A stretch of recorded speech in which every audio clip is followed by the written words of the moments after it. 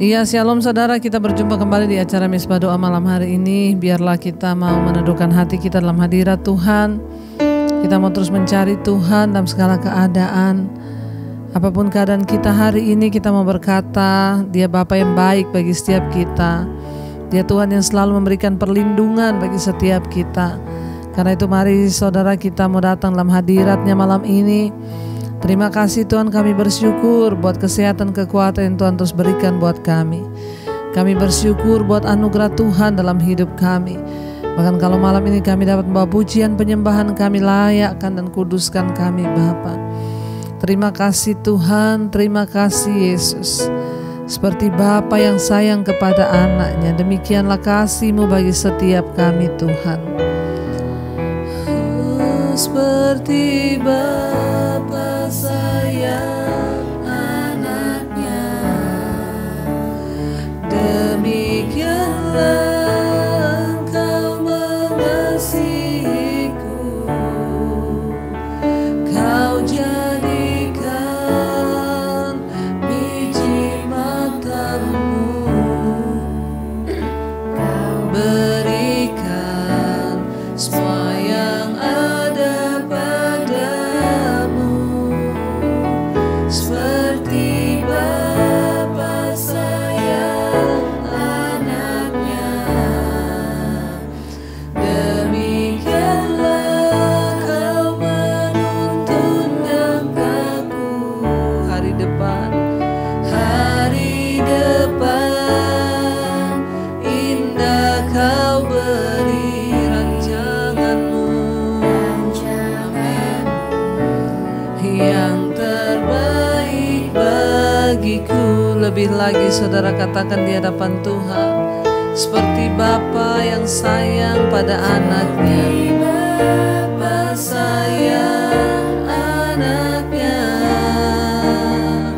demikianlah Engkau mengasihiku. Kau jadikan biji matamu, Kau berikan. Amin. Semua yang ada padamu Tuhan, padamu seperti Bapa sayang anaknya, demikianlah Kau menuntun langkahku. Hari depan indah Kau beri rancangan-Mu. Amin. Yang terbaik. Sekali lagi saudara katakan, seperti Bapa sayang anaknya, demikianlah Engkau mengasihiku. Kau jadikan biji matamu, Kau berikan semua yang ada padamu Tuhan. Seperti Bapa sayang anaknya, demikianlah Kau menuntun langkahku. Hari depan indah Kau beri rancangan-Mu, yang terbaik bagi kami Tuhan.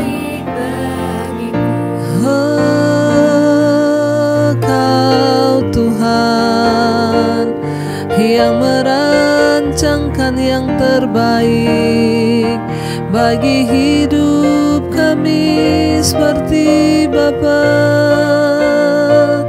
yang sayang pada anaknya, demikian kasih Tuhan mengasihi kami. Katakan lebih lagi, seperti Bapa sayang anaknya, demikianlah Engkau mengasihi. jadikan. Yes Lord, biji matamu kau berikan. Semua yang ada padamu seperti Bapa sayang anaknya. Demikianlah kau menuntun langkahku. Hari depan indah Engkau beri Tuhan, indah Kau beri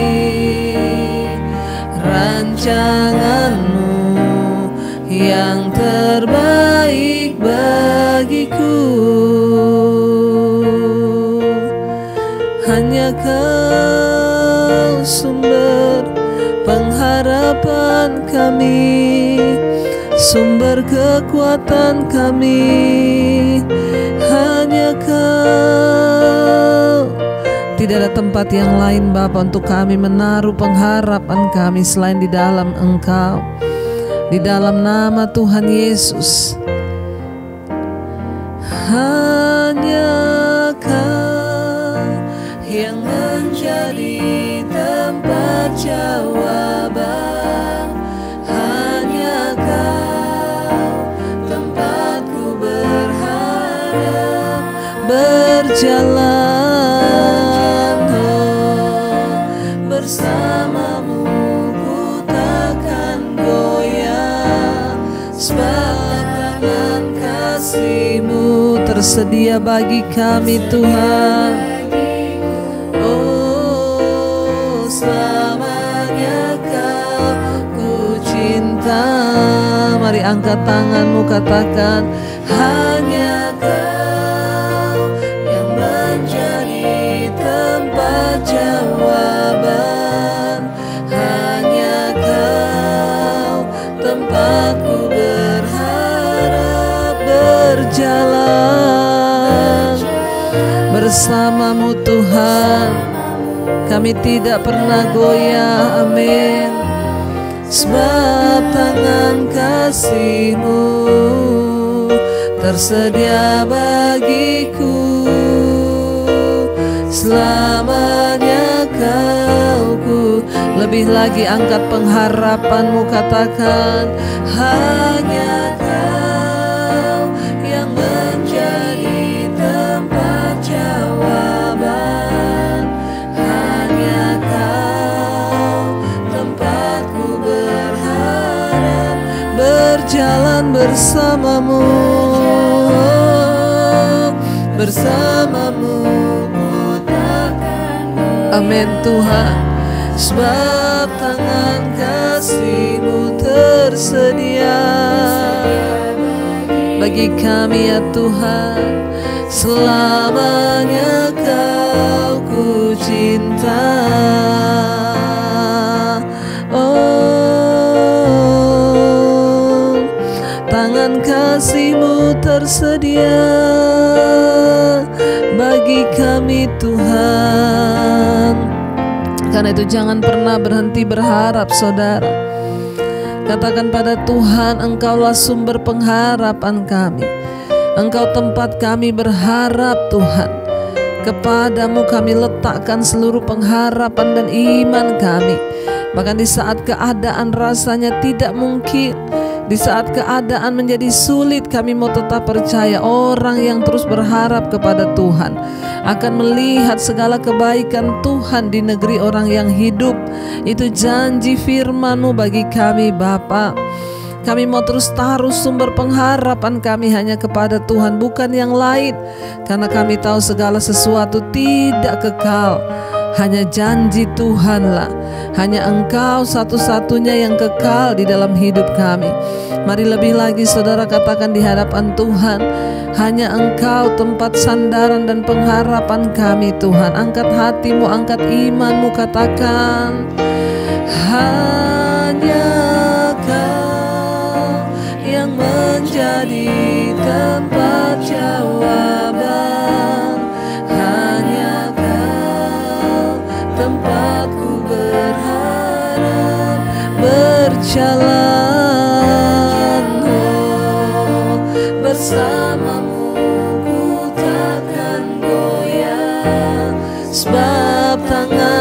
kasih-Mu tersedia bagiku. Selamanya Kau ku cinta Tuhan.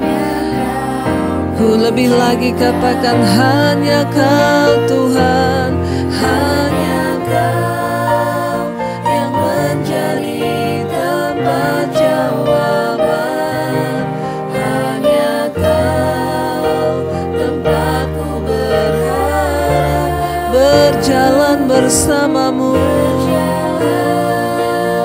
bersama-Mu ku takkan goyah, sebab tangan kasih-Mu tersedia bagiku selamanya Tuhan. Ku cinta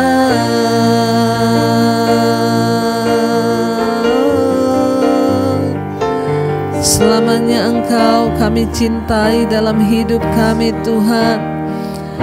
Oh, dengan sayap-Mu ku takkan terbang tinggi di tengah badai hidup.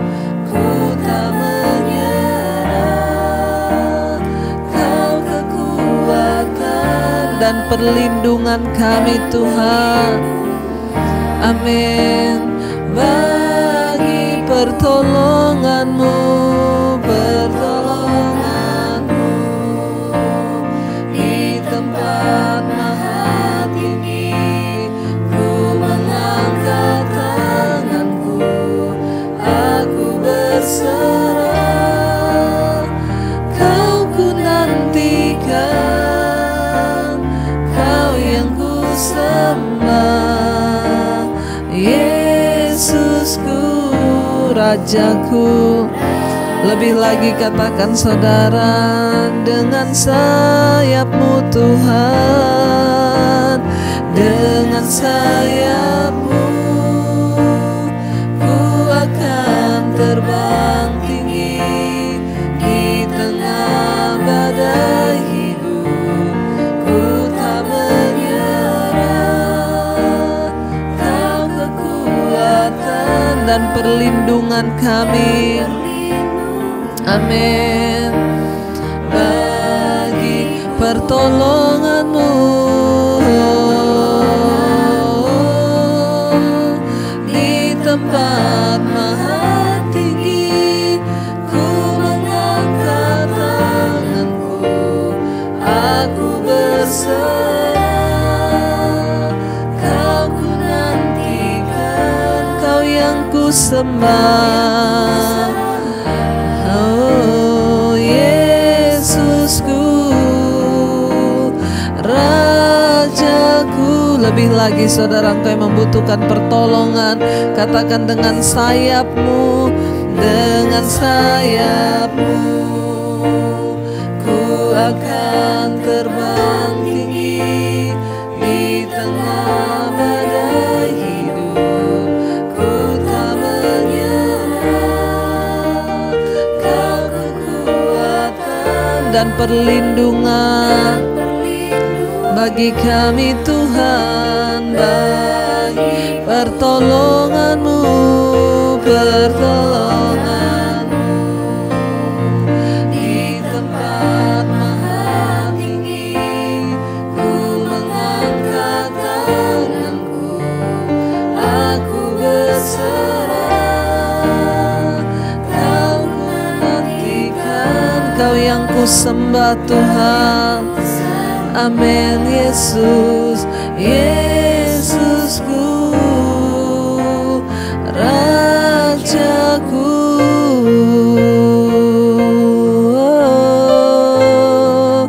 Engkau tempat pengharapan kami, dari-Mu datang pertolongan kami ya Tuhan. Karena itu tidak akan pernah kami menyerah dengan keadaan hidup kami. Tuhan yang sanggup menolong, Tuhan yang sanggup memulihkan. Biarlah firman-Mu malam hari ini memberikan kami kekuatan yang baru. Kami akan mendengarkan firman-Mu, urapi hamba-Mu yang tidak ada apa-apanya Tuhan. Urapi setiap kami. Kami buka hati kami bagi firman Tuhan. Haleluya, haleluya. Amin, amin, amin. Iya, baik saudara, kita akan lanjutkan pembacaan firman Tuhan. Namun sebelumnya kita akan mendengarkan kesaksian terlebih dahulu. Shalom, selamat malam Ibu Pendeta Debbie. Saya Ibu Norma dari Gorontalo. Saya mau bersaksi tentang kebaikan Tuhan dalam hidup saya dan keluarga saya. Saya pendengar mesbah doa dan juga mesbah syukur dan semua khotbah-khotbah Ibu. Saya bersyukur karena saya diubahkan Tuhan. Dulu saya pemarah, penyimpan dendam. Sekarang setelah mendengarkan semua khotbah-khotbah Ibu, saya diubahkan, dipulihkan oleh Tuhan Yesus. Sungguh baik dalam kehidupan saya Tuhan, Bu. Saya mau bersaksi tentang suami saya. Dia itu seorang pemabuk, perokok, dan setiap kali ia mabuk, ia selalu marah-marah dan membentak-bentak saya.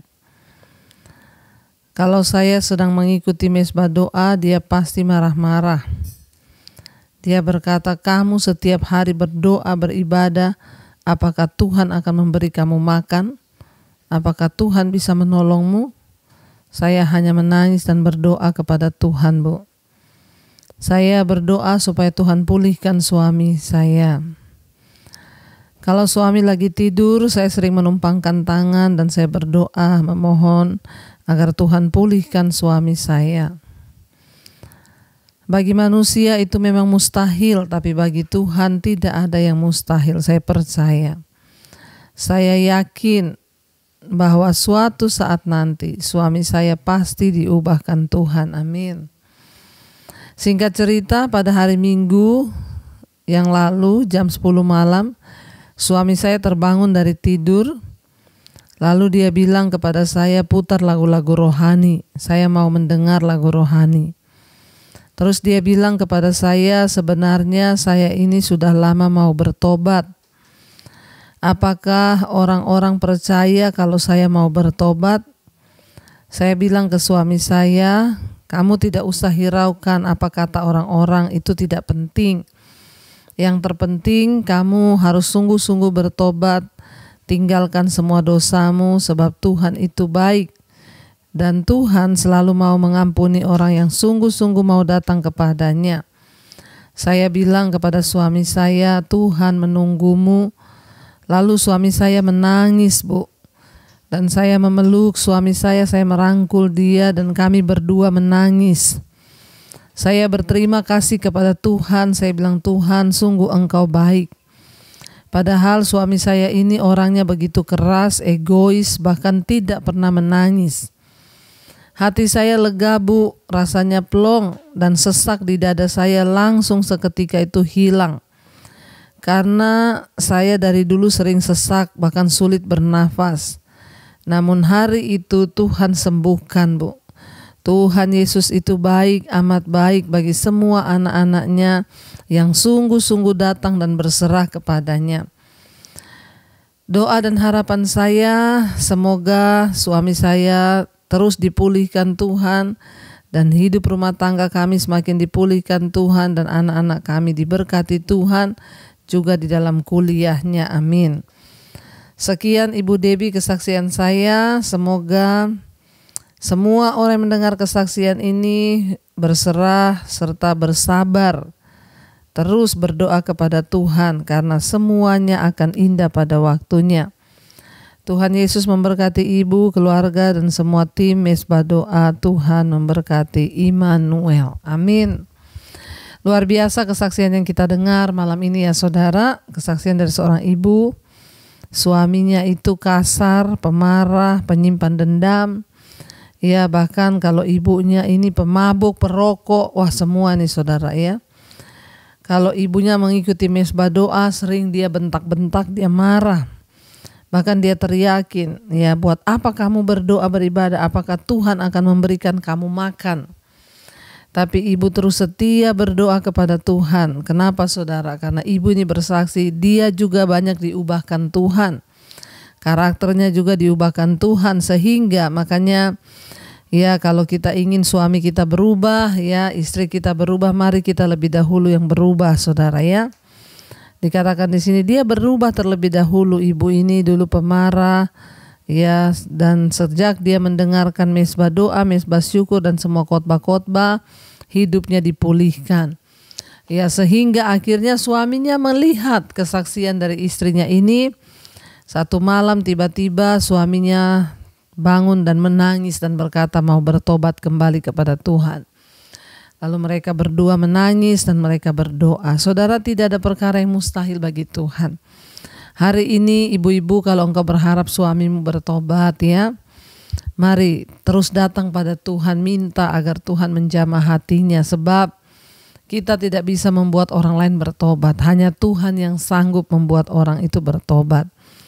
Asalkan kita terus berdoa, memohon, maka Dia Tuhan yang tidak pernah membiarkan dan tidak pernah membuat kita sia-sia apa yang kita lakukan di dalam Dia. Apalagi kalau kita meminta sesuatu untuk kemuliaan dan kehendak Tuhan.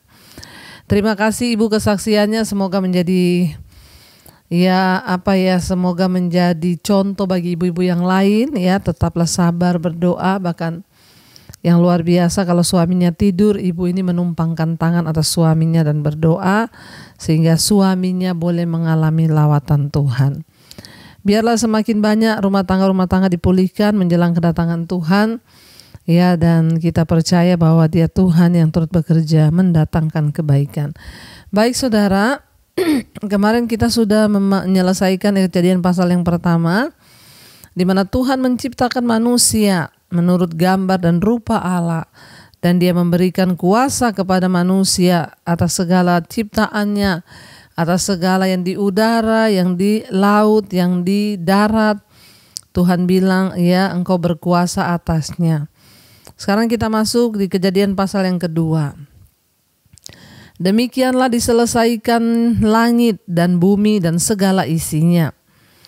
Ayat yang kedua, ketika Allah pada hari ketujuh telah menyelesaikan pekerjaan yang dibuatnya itu, berhentilah Ia pada hari ketujuh dari segala pekerjaannya yang telah dibuatnya itu. Lalu Allah memberkati hari ketujuh itu dan menguduskannya, karena pada hari itulah Ia berhenti dari segala pekerjaan penciptaan yang telah dibuatnya itu. Lalu ayat yang keempat, demikianlah riwayat langit dan bumi. Ya, pada langit dan bumi pada waktu diciptakan. Ketika Tuhan Allah menjadikan bumi dan langit, belum ada semak apapun di bumi, ya, belum timbul tumbuh-tumbuhan apapun di padang. Sebab Tuhan Allah belum menurunkan hujan ke bumi dan belum ada orang untuk mengusahakan tanah itu. Tetapi ada kabut naik ke atas dari bumi dan membasahi seluruh permukaan bumi. Ketika itulah Tuhan Allah membentuk manusia itu dari debu tanah dan menghembuskan nafas hidup ke dalam hidungnya. Demikianlah manusia itu menjadi makhluk yang hidup. Ya, saudara, Allah itu melihat bahwa semua yang diciptakannya itu baik. Ya, dan sangat indah, Dia dikatakan di sana, ya, dan Tuhan itu luar biasa dalam penciptaannya. Ketika Dia sudah menciptakan segala sesuatu, belum ada semak-semak, waktu itu belum ada rumput karena belum ada hujan. Ya, apa yang bisa menjaga supaya tumbuhan itu bisa tetap tumbuh? Ya, hujan, saudara. Lalu Tuhan menciptakan hujan, ya. Dan dikatakan di sana, lalu naiklah kabut, ya, ke atas dari bumi dan membasahi seluruh permukaan bumi itu. Ketika itulah Tuhan Allah membentuk manusia itu dari debu tanah dan menghembuskan nafas hidup ke dalam hidungnya. Demikianlah manusia itu menjadi makhluk yang hidup. Ya, kita melihat di sini, saudara, ya, Alkitab berkata bahwa Tuhan menciptakan manusia itu dari debu tanah. Allah memberkati hari yang ketujuh. Ketika Tuhan sudah selesai menciptakan semuanya, dan Dia beristirahat pada hari yang ketujuh, dan Dia mengkhususkannya untuk keperluan yang kudus, ya. Makanya 10 perintah Allah menekankan pengkhususan ini dengan memerintahkan beribadahlah pada hari Sabat. Dikatakan di sana, saudara, manusia diciptakan dari debu tanah. Secara tidak langsung menunjukkan bahwa unsur-unsur kimiawi yang membentuk tubuh kita bukanlah sebuah hayalan. Ya, jadi bukan hayalan manusia itu diciptakan dari debu tanah. Tubuh itu merupakan sebuah kerangka yang mati. Sampai Allah memberinya ya kehidupan dengan nafas hidupnya. Jadi sebelum Tuhan menghembuskan nafasnya ke dalam diri manusia, manusia itu hanya sebongkah debu, saudara. Tidak ada apa-apanya, saudara. Yang membuat manusia itu hidup dan akhirnya menjadi sesuatu yang mulia itu karena ada nafas hidupnya. Ya, nafas hidup Allah ya. Jadi bila Allah menghentikan nafas pemberian hidup itu, maka tubuh kita kembali lagi menjadi debu. Makanya ketika orang mati ya, tubuh kembali menjadi tanah, kembali menjadi debu, kata firman Tuhan. Oleh sebab itu, hidup dan nilai diri kita itu berasal dari Allah. Tanpa Allah dalam hidup kita, manusia itu sia-sia, hanya sebongkah debu. Ingat, jangan pernah hidup tanpa Tuhan. Mau sehebat apapun orang berkarir, sehebat apapun orang punya kekayaan dan selain sebagainya, tanpa Tuhan dalam hidupnya itu sia-sia. Kenapa? Karena Tuhanlah yang memberi kita nafas hidup, saudara. Di sana dikatakan, ya, nilai diri kita itu hanya berasal dari Allah saja. Tanpa hembusan nafas Allah kita ini tidak ada arti apa-apa.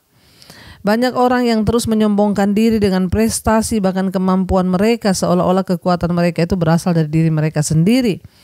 Ingat saudara, sebetulnya semua yang kita miliki, bahkan nilai diri kita, tanpa roh Allah, tanpa nafas hembusan Tuhan, kita ini hanya debu tanah yang tidak berarti.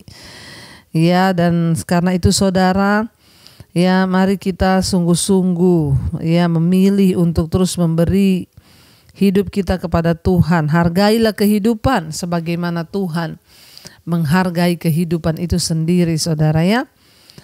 Ayat yang ke-8 di sana dikatakan ya, kita masuk dalam perikop manusia dan Taman Eden.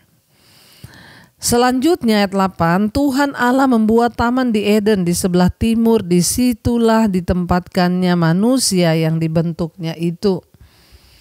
Ayat yang ke-9, lalu Tuhan Allah menumbuhkan berbagai-bagai pohon dari bumi yang menarik dan yang baik untuk dimakan buahnya, dan pohon kehidupan di tengah-tengah taman itu serta pohon pengetahuan tentang yang baik dan yang jahat.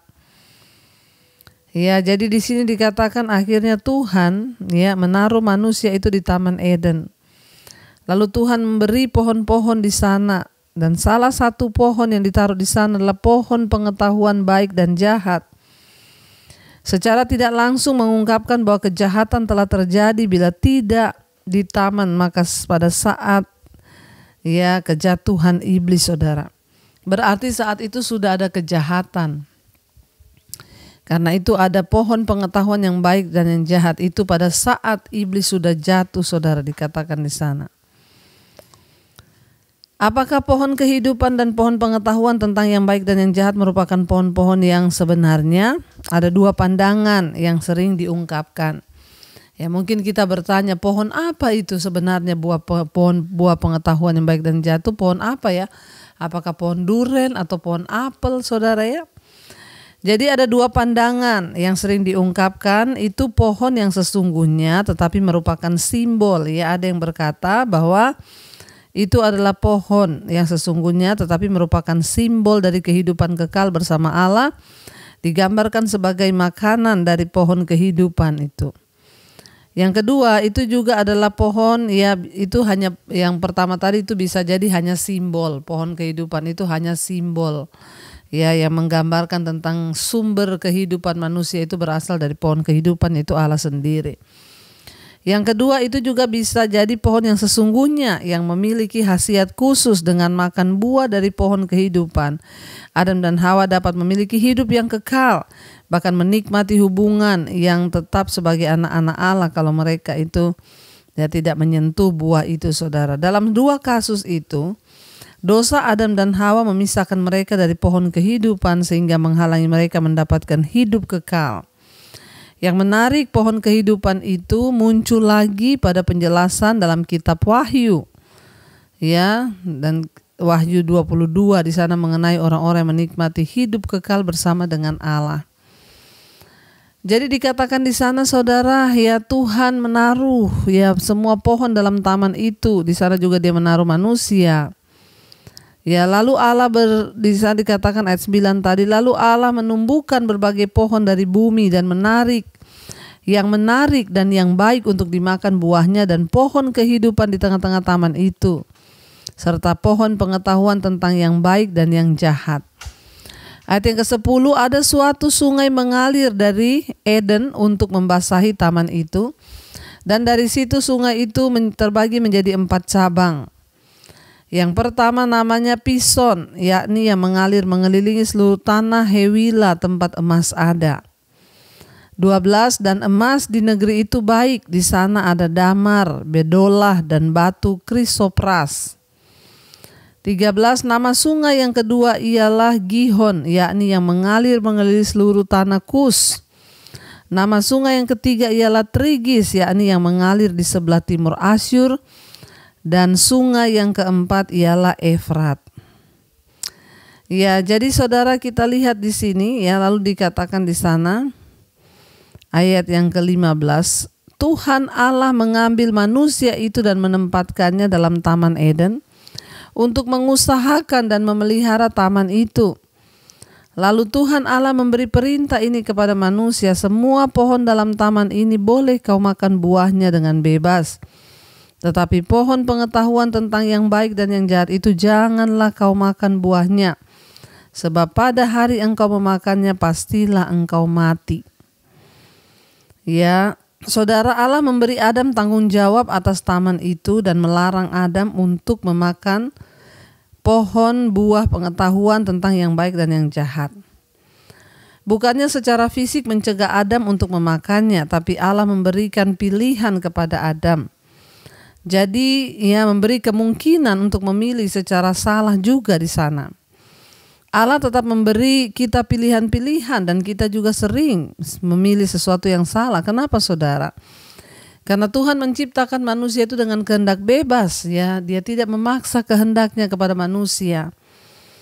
Manusia bebas memilih untuk melakukan sesuatu yang jahat atau yang buruk ya. Ketika kita sudah tahu tentang yang baik, namun kita tetap memilih yang jahat, ya itu urusan kita karena kita memilih sesuai kehendak kita.